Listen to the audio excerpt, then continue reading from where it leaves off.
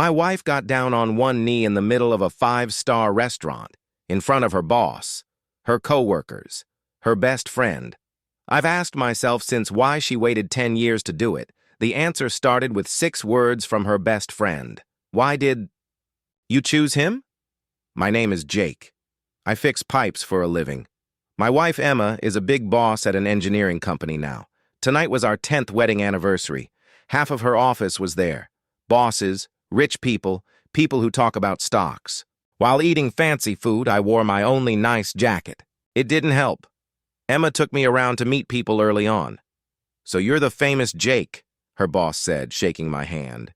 "I've heard a lot about you." "All bad stuff, I hope," I said. He laughed. Emma introduced me to more people after that.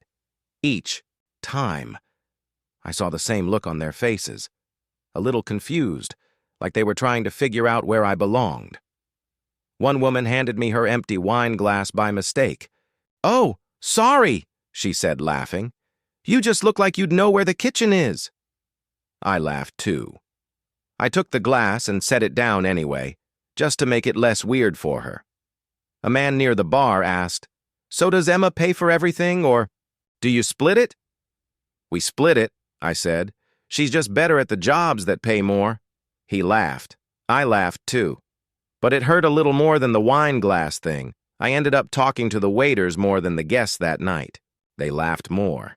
They judged less. Emma saw every one of those little moments. I watched her jaw get tight each time, but she stayed quiet. For now, someone else was watching too. Vanessa. Emma's best friend since college. Smart. Successful. Never afraid to say what she thought. She always believed Emma had settled for less. "Emma," she said, holding up her glass, "you've worked so hard. You shouldn't have to worry about money." Then she looked at me. "So really, why did you choose him?" The whole room went quiet. Emma stood up. I grabbed her hand. "Emma," I whispered. "Don't." She smiled, squeezed my hand, kept walking anyway. "Because of one story," she said. She looked at me for a long second. I knew exactly which story she meant. I also knew I'd spent 7 years hoping nobody would ever tell it. 7 years ago, Emma told everyone, I was 27. She looked back at me, like she was passing the story over. Back then, Emma worked 80 hours a week. I had just started. My own plumbing business. Money was tight. But we were happy. Some nights I'd bring her dinner at the office just so she'd eat something other than vending machine snacks. One night I showed up and she'd totally forgotten we had dinner plans somewhere else.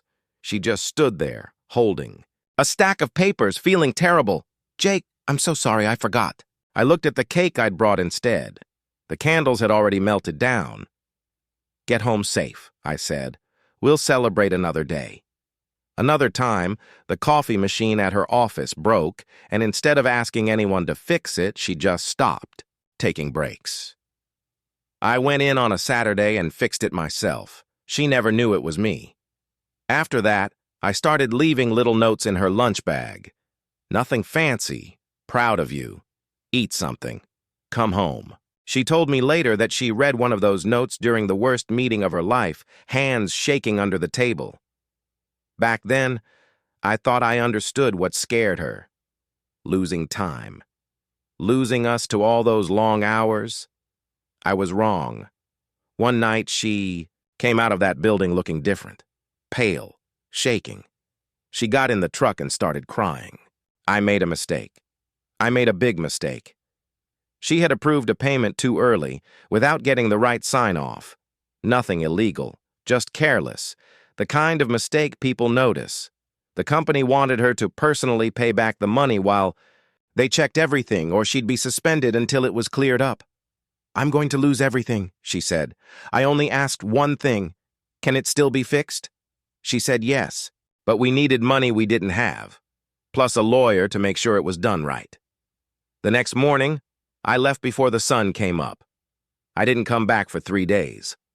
Emma paused here, and for a second, nobody at the table touched their food. For 3 days, she said. I thought my marriage was over. Vanessa had stopped drinking her wine. Emma's boss was just staring. A waiter near the kitchen forgot to fill a glass he was holding. I called him 4 times the first day. No answer. By day 2, I actually started packing his clothes into a box. I got through half a drawer before I sat down on the floor and couldn't finish. She looked at me. I want to tell you what he was really doing, she said, because I didn't find out until much later. So I told them. I spent those 3 days trying to save 2 things, I said. My wife's job. I paused, and something my dad left me. That first night, I sat in the garage a long time before I could even pull the cover off my dad's old motorcycle. He had spent years fixing it up by hand. When I finally looked at it, I just sat on the cold floor holding an old photo from my wallet. My dad, grinning, one arm over the gas tank. I slept in my truck in the driveway that night. I didn't trust myself to sleep in the house. The next morning, I called Pete, an old mechanic who'd known my dad for 30 years. I didn't tell him why. I just asked if he knew any serious motorcycle collectors. He gave me 3 phone numbers. Dato. First guy offered me half of what I needed. The second one, barely more. I started the bike that afternoon just to hear the engine, then turned it off without going anywhere. An hour later, I started it again, turned it off again. The third guy drove out to see it in person. He walked around it slowly, ran his finger over a long scratch on the side. I'll paint over that when I get it home, he said. No, I said, before. I even thought about it. Why not? My dad put that scratch there. He went quiet for a second. Then he made an offer. Finally enough to cover what I needed. That evening, I started the bike one more time and rode it out to the lake, the same place my dad used to take me fishing. I sat there until the engine went cold, remembering his hands over mine on the handlebars. A man's word is the only thing that's really his. The next morning, I rode it over to the collector's place. He counted the cash out slowly, bill by bill, into my hand. I almost told him to stop. Almost said I changed my mind. I didn't. I drove home on the 3rd day and just said, everything will be okay. I never told her why I believed it. She kept her job, got promoted, life moved on. Then the rumors started, and they didn't stay in just one place. Her parents started inviting only Emma to Sunday dinner. So you 2 can catch up properly, they said. I understood exactly what that meant. At a family party, I heard a cousin call me a burden. Quiet enough that he thought I couldn't hear from the kitchen. When Emma got promoted again, I couldn't afford much, so I bought a dozen cheap cupcakes from the grocery store and stuck a candle in one.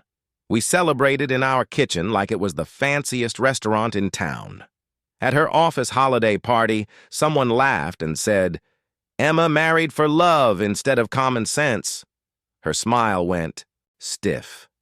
I laughed along like it didn't bother me. At another party, a woman said, right out loud, she deserves better, honestly. I finished my drink, said goodbye early, and waited for Emma in the car. There's one thing I never told Jake, Emma said suddenly, to the whole restaurant. I looked at her. She didn't explain yet. I'll get to that, she said. I never once corrected anyone, not in 7 years. Years later, Emma was cleaning the garage. She found an old insurance letter behind a paint can. She read it twice and didn't understand what it meant. Then she noticed the motorcycle's title had been transferred into someone else's name. That's when she called the collector listed on the sale papers. Then she found a bank record from the same week as the disaster at work. She sat with that one a long time. She called the collector. He remembered me right away.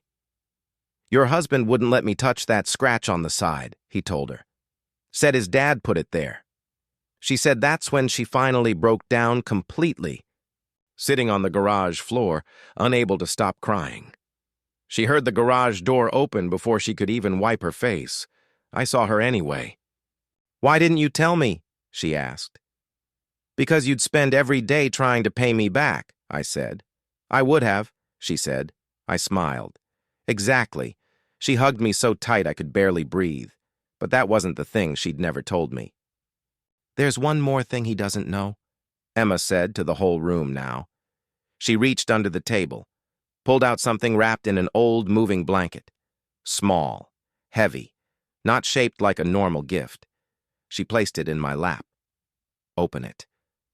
I unwrapped it slowly, my hands shaking more than they had in that garage 7 years ago. A single motorcycle handlebar grip.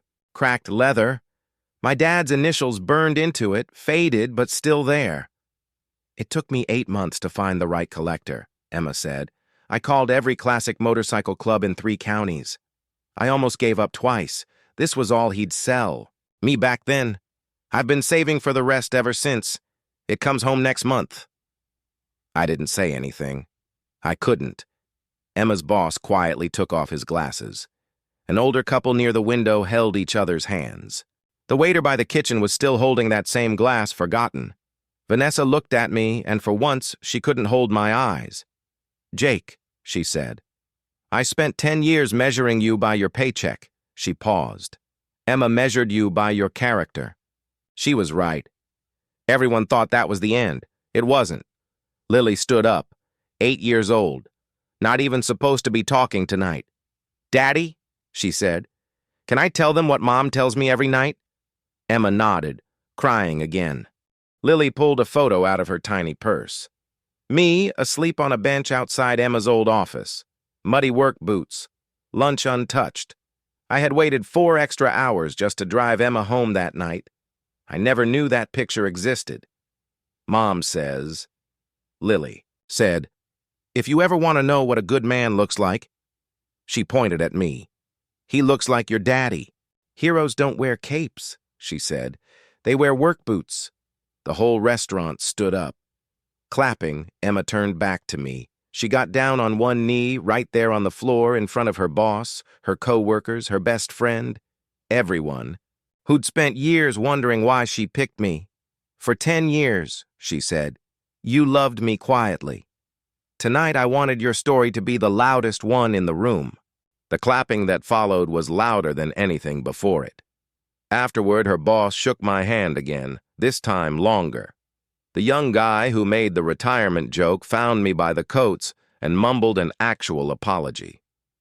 Vanessa hugged Emma for a long time without saying a word. The waiter, who forgot to refill that glass, caught me on my way out. "Sir," he said quietly, "your daughter made all of us cry back there." I laughed. I didn't really know what to say to that. Lily tugged my sleeve on the way to the car. "Daddy," she whispered, "are you famous now?" "No, baby," I said.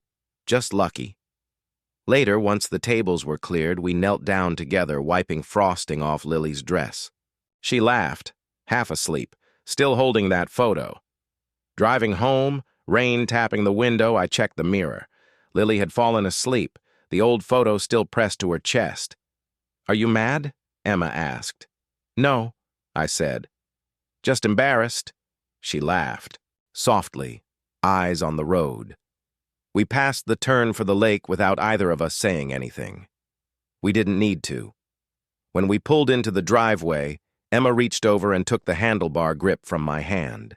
She turned it over once, pressed her lips to the faded initials, then gave it back to me. Neither of us said a word. I looked at Lily in the mirror one more time, still holding that photo close. Maybe one day she'd show it to someone else. And when they asked why her mother chose a plumber, she'd already know the answer.